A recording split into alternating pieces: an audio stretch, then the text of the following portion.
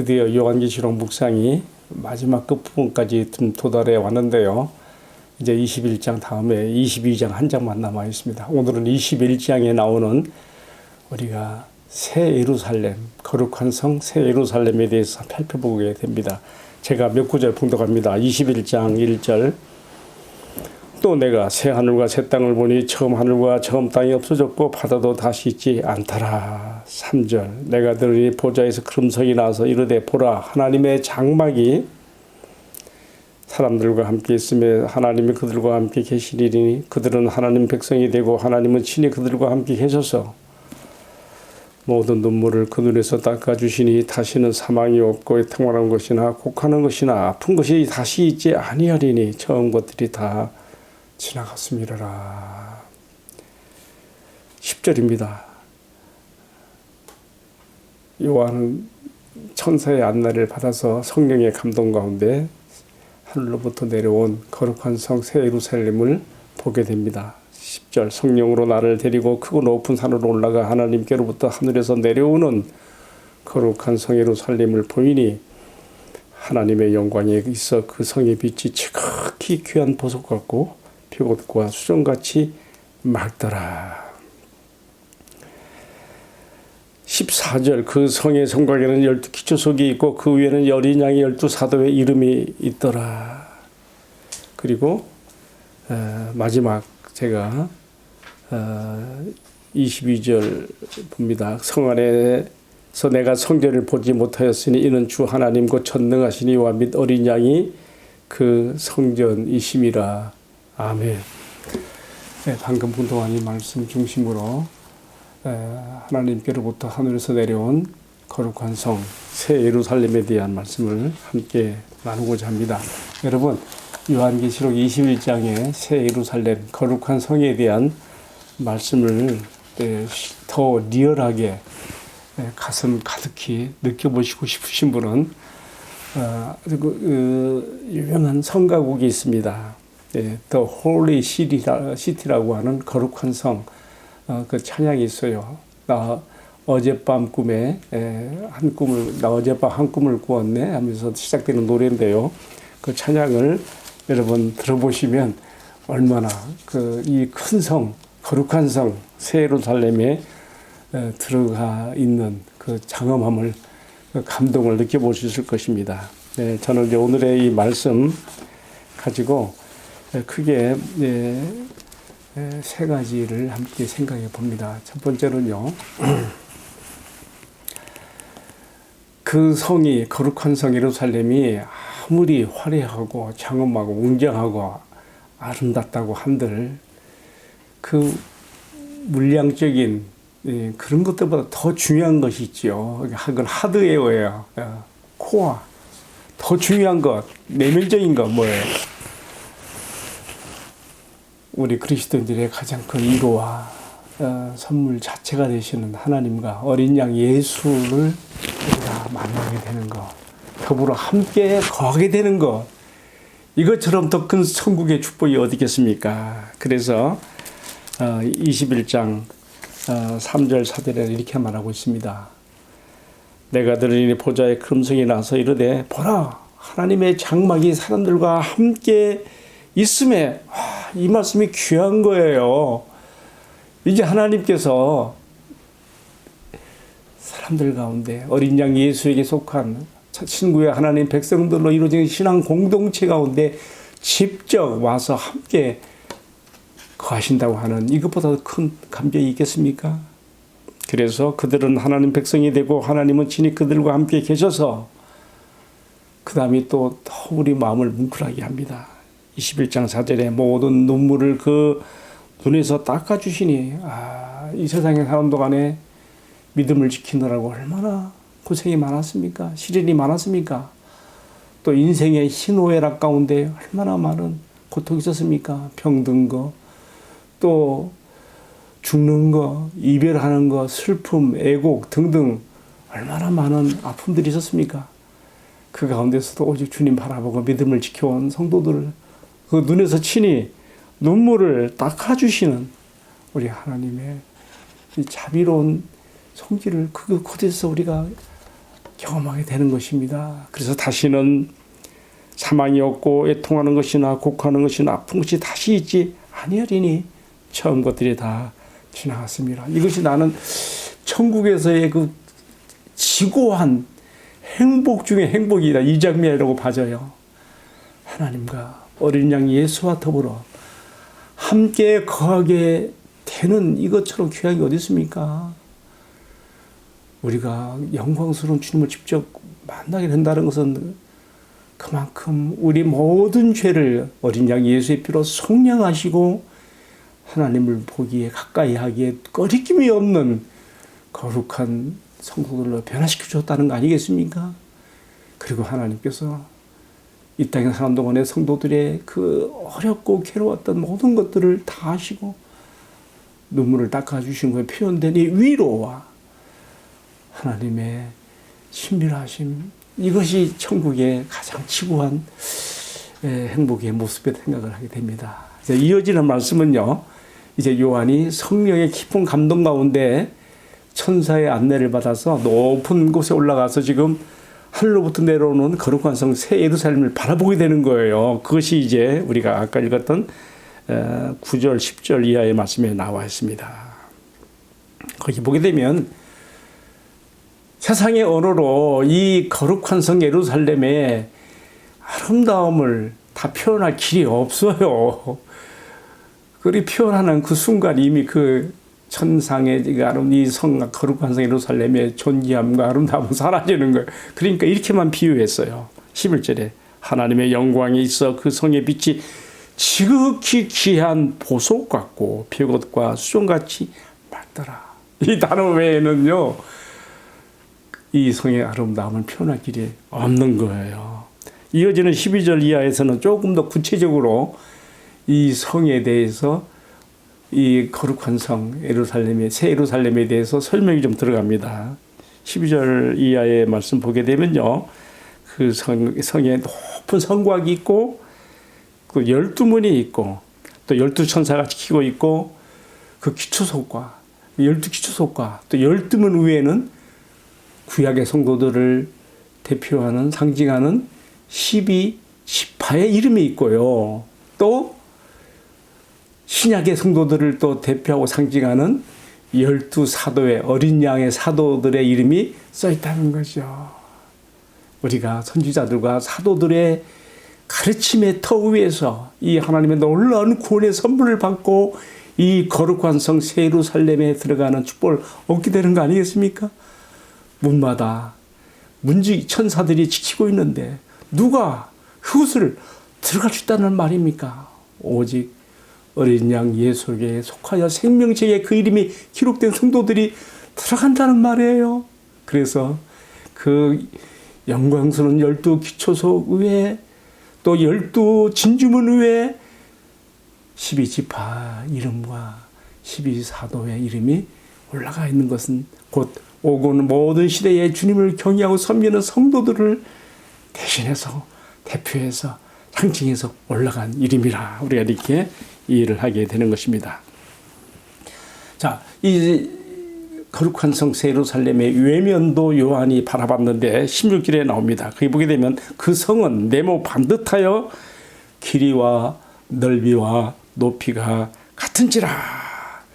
이 천사가 금 갈대를 가지고 측량을 했는데 12,000 스타디온인데 가로 세로 높이가 똑같았다. 여러분 여기서 가로 세로 높이가 똑같았다는 정방향의 이 사기형을 입체 사각형을 의미하는 것은요, 우리가 하나님의 지성소나 성막에서나 성전에서 바로 지성소가 이렇게 했거든요. 금으로 입혀진 그 안에 가로 세로 높이가 똑같았거든요. 다시 말하면 거룩한 성 새 예루살렘은 곧 하나님의 임재가 친히 임하여 있는, 그리고 성도들과 친밀한 교제를 나누어주는 지극히 지구한 행복으로 가득 찬 바로 그 거룩한 성, 더 홀리 시티, 새 예루살렘이라는 것을 이렇게 표현되어 있는 것입니다. 그리고 약 그 길이는 금 갈대를 가진 천사가 측량했는데 가로 세로 높이가 다 1만 2천 스타디움이라는데 우리가 오늘날 치수로 환산하면 2,400km예요. 우리가 꼭 문자적으로 해석할 것은 아니라고 생각하는데 신구약의 모든 성도들이 충분히 들어와서 하나님과 더불어 살 수 있는 충만한 공간이 이 수치 속에 포함되어 있다고 생각을 해보게 되는 것입니다.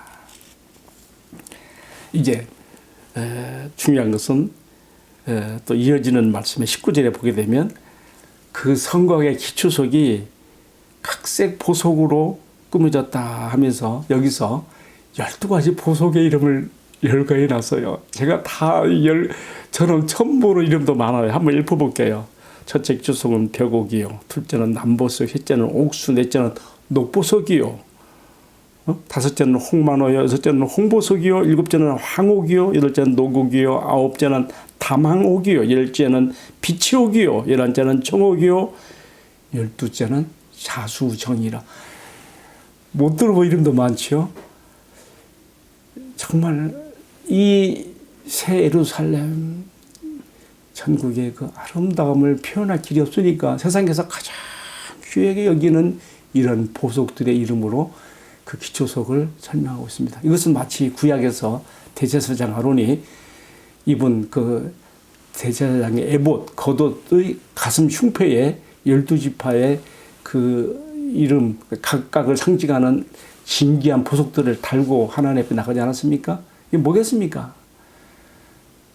하나님 앞에 하나님의 백성 한 사람 한 사람이 얼마나 존귀한 자들이라 하는 것을, 그들이 얼마나 귀한 자들이라 하는 것을 이 각양의 보석의 색깔로 표현했다고 이렇게 받아들여지게 되는 것입니다. 여러분, 세상에서는 비천하게 보이고 보잘것없게 보여도 그렇지 않아요. 세상의 물질적, 세속적 가치관으로 그렇게 보는 것이고요. 하나님께서 바라보실 때는 여기에 나오는 12 기초석의 아름다운 보석들로 그 중에 하나하나로 우리를 하나님께서 바라보시는 것이란 말입니다. 할렐루야. 우리가 건전한 자존감을 가지고 살아야 돼요. 난 하나님께서 자수정 같은, 비추 같은, 홍만호 같은 존귀한 보석의 존재 같은 내가 하나님의 자녀로 이 땅에 있다고 하는 거. 그리고 내가 이제 바로 하나님 예비하신 그곳에 들어가게 된다고 하는 것을 기억할 필요가 있는 것입니다. 21절에는 이렇게 나왔습니다. 12문은 12진주로 되어 있는데 각 문마다 한 개의 진주로 되어 있고, 그러니까 진주가요 얼마나 큰지 문 하나가 다 진주로 한 진주로 되어 있는 거예요. 놀랍습니다. 그리고 또 여기 보니까 성의 길은 맑은 유 같은 정금이라. 상징이 들어있어요. 뭐냐면 맑은 유리 같은 그 정금이라는 속에는 조금 더 흠결이 없는, 거짓이 없는 진실한, 투명한 이 나라의 특징을 이렇게 설명했다고 봐지는 것입니다.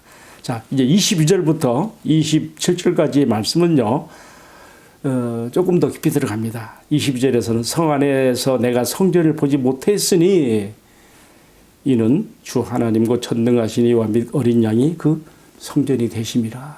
참 놀라워요. 성전이 필요 없어요. 왜? 성전의 의미는 어디 있는 겁니까?